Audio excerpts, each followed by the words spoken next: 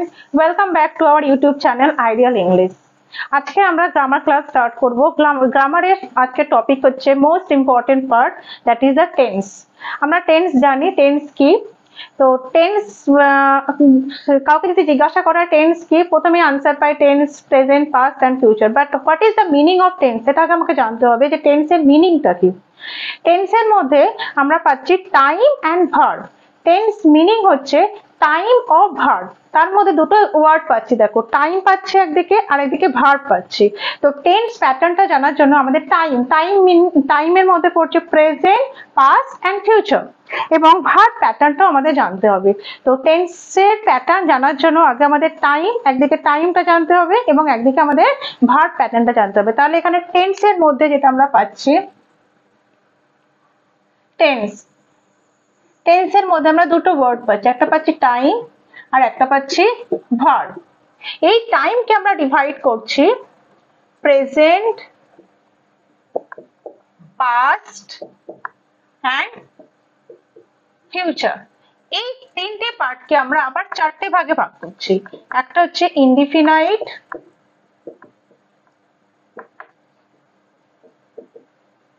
Continuous, perfect and perfect continuous। এই তিনটে pattern, এই তিনটে যে প্রেজেন্ট, পাস্ট এন্ড ফিউচারের চারটে ভাগ, indefinite, continuous, perfect, perfect continuous. প্রত্যেকটা সেন্টেন্স লেখার জন্য আমাদের এই টেন্স প্যাটার্নটা যদি আমরা না জানি, আমরা কিন্তু সেন্টেন্স লিখতে পারবো না। কারণ সেন্টেন্স হচ্ছে একটা, তোমার টেন্স হচ্ছে সেন্টেন্সের মেইন ইঞ্জিন, যেটা আমরা বলতে পারি সেটা হচ্ছে টেন্স। টেন্স ছাড়া কিন্তু আমাদের সেন্টেন্স মিনিংফুল আমরা করতে পারবো না। টেন্স প্যাটার্নটা আমি বেসিক থেকে তোমাদের টেন্সটাকে শেখাচ্ছি। টেন্স প্যাটার্নটাকে তোমরা ভালো করে একটু শেখার চেষ্টা করবে। আগে তার জন্য আমাদের জানতে হবে টেন্সের পার্টস গুলো কি কি। Tense indefinite, continuous, perfect, perfect continuous, এবং এর প্রত্যেকটা স্ট্রাকচার তোমাকে জানতে হবে। তারপর আমি ভার্ব প্যাটার্নটা তোমাদের ডিসকাস করছি। এবার দেখো টেন্সের স্ট্রাকচার গুলো কি কি সেটা তোমাদের জানতে হবে। যে ইনডিফিনাইট কখন ইনডিফিনাইট হচ্ছে, কন্টিনিউয়াস কোন সময় হচ্ছে, পারফেক্ট কখন হবে এবং পারফেক্ট কন্টিনিউয়াস কখন হবে, প্রত্যেকটা স্ট্রাকচার দেখো। ইনডিফিনাইটে তিনটে পাচ্ছি, present indefinite, past indefinite and future indefinite. Present ইনডিফিনাইটের স্ট্রাকচারটা কি,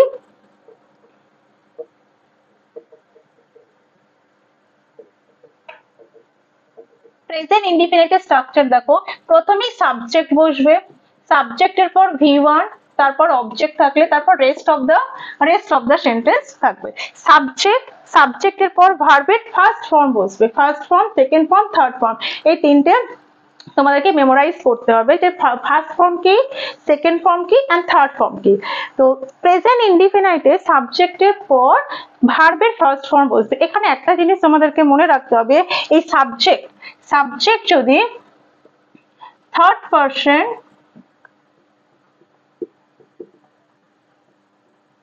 সিঙ্গুলার নাম্বার হয়, তাহলে এই ভার্বের সাথে এস বা ইএস অ্যাড হবে।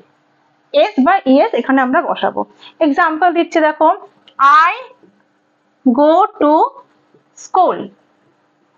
কিন্তু এখানে আই এর জায়গায় যদি আমি হি বসাই, তাহলে এখানে হয়ে যাচ্ছে he goes to school. I go to school, কিন্তু আই এর জায়গায় যদি হি বসাই, সেখানে ভার্বের সাথে ইএস এখানে বসছে।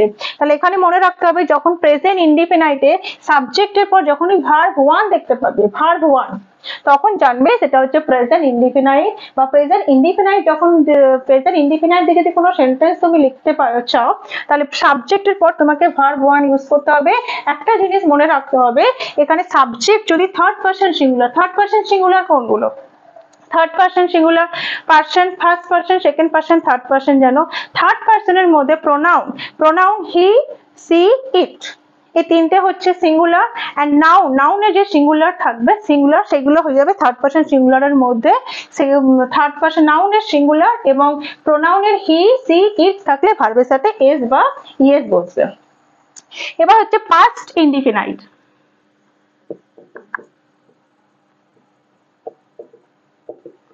পাস্ট ইনডিফিনাইট আমরা কি বসাবো, এখানে সাবজেক্ট বসবে, সাবজেক্টের পর ভার্বের সেকেন্ড ফর্ম বসবে, পাস্ট ফর্ম বসবে, সেকেন্ড ফর্ম, তারপর অবজেক্ট, তারপর রেস্ট অফ দ্য সেন্টেন্স বসবে। এই সেন্টেন্সটাকে যদি আমি নিই আই গো টু স্কুল, একেই আমাকে করতে হবে, এই সেন্টেন্সটাকে আমি ফার্স্ট ইনডিফিনাইটে করব। এখানে কি করব না আই ওয়েন্ট টু স্কুল। এখানে তোমাকে একটা জিনিস মনে রাখতে হবে, এই যে V2 ভার্বের 1 present form, verb 2 second form and third form past participle form, এটা একটা লিস্ট থাকে, সেই লিস্টটা তোমাদের মুখস্থ করতে হবে। মুখস্থ যদি না করতে পারো তাহলে কিন্তু আমি সেকেন্ড ফর্মটা বসাতে পারবো না এন্ড পাস্ট ইনডিফিনাইট দিয়ে আমরা কোনো সেন্টেন্স লিখতে পারবো না। থার্ড হচ্ছে ফিউচার ইনডিফিনাইট। ফিউচার ইনডিফিনাইটের ফর্মুলাটা দেখো,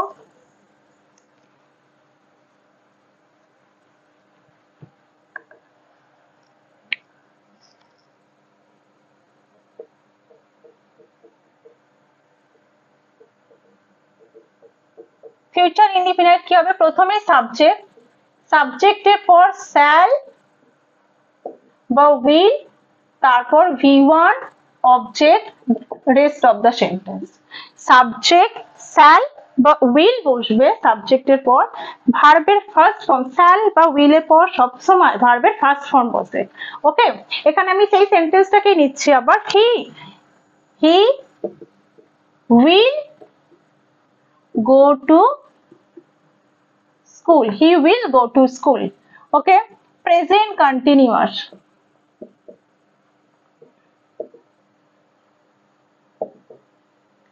present continuous প্রথমে সাবজেক্ট, সাবজেক্টের পর am, is, are, V1 এর সাথে ing,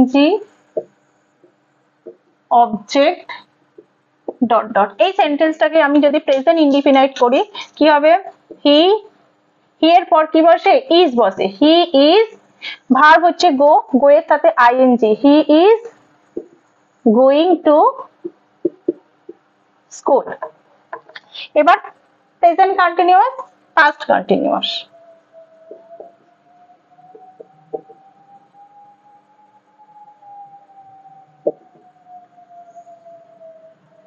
subject was, where, V1 এর সাথে ing, object dot dot dot. এই একই সেন্টেন্সকেই আমি কিন্তু রিপিট করছি এটা বোঝানোর জন্য যে এটা ইনডিফিনাইটে কি হবে, প্রেজেন্ট ইনডিফিনাইটে, পাস্ট ইনডিফিনাইট, ফিউচার ইনডিফিনাইট, কন্টিনিউয়াসে সেন্টেন্সটা কিভাবে স্ট্রাকচার চেঞ্জ হয়ে যাচ্ছে, সেন্টেন্সটা কিভাবে চেঞ্জ হয়ে যাচ্ছে, সেন্টেন্স এটা বোঝানোর জন্য আমি একই এক্সাম্পল কিন্তু রিপিট করছি। তোমরা এই এক্সাম্পলটা ভালো করে ফলো করবে যে সাবজেক্টের পর কি চেঞ্জ হচ্ছে। এখানে সাবজেক্টের পর দেখো am, is, are বসছে, বাট পাস্ট কন্টিনিউয়াস যখন হয়ে যাচ্ছে সাবজেক্টের পর was বা where বসবে। he was going to school। ওকে, এবার ফিউচার কন্টিনিউয়াস।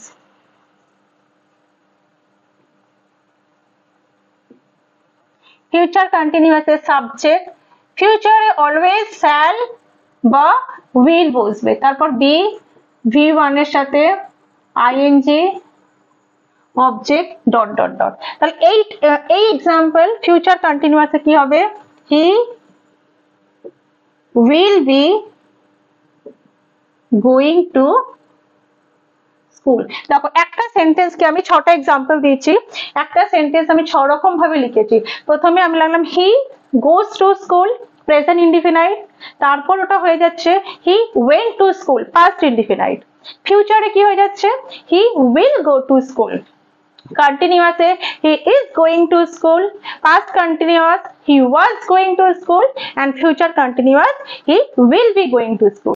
আশা করছি তোমরা ইনডিফিনাইট এবং কন্টিনিউয়াসটা আশা করি তোমরা বুঝতে পেরেছো। আমি এটাকে আরো একটু বোঝানোর জন্য আমি আর একটা এক্সাম্পল দিচ্ছি। অ্যাজ ফর এক্সাম্পল দেখো হি writes a letter, দেখো he writes a letter, he third person singular, তাই ভার্বের সাথে s যোগ হয়েছে, he writes a letter, কিন্তু he এর জায়গায় যদি আমি I লিখতাম তাহলে I write a letter। তো তোমরা দেখতেই পাচ্ছ এটা হচ্ছে প্রেজেন্ট ইনডিফিনাইট। কি করে বুঝলাম না, প্রথমে সাবজেক্ট, সাবজেক্টের পর দেখো এটা রাইট, V1 রাইট, রোট, রিটেন। আমি বারবার বলছি স্ট্রাকচারটা তোমাদের জানতে হবে, V1 V2 V3 তার যেটা লিস্ট আছে, আমি চেষ্টা করব এই লিস্টটা তোমাদের একটু ভিডিওতে আপলোড করে দেওয়ার। তো এই লিস্টটা তোমরা অবশ্যই মুখস্থ করবে।